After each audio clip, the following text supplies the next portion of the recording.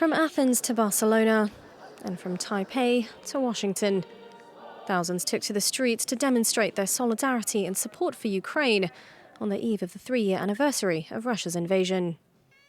Here in Paris, the country's flag, several hundreds of meters long, was unfurled by the crowd, who are calling for Ukraine to have its own seat at the negotiating table.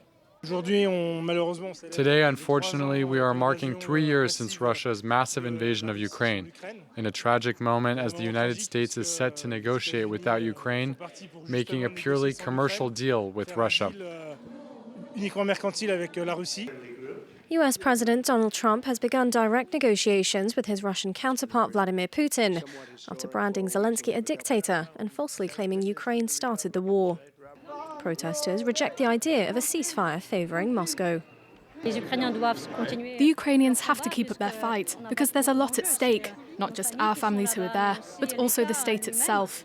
Even Europe has a lot at stake in this war, which could get stuck and get out of hand.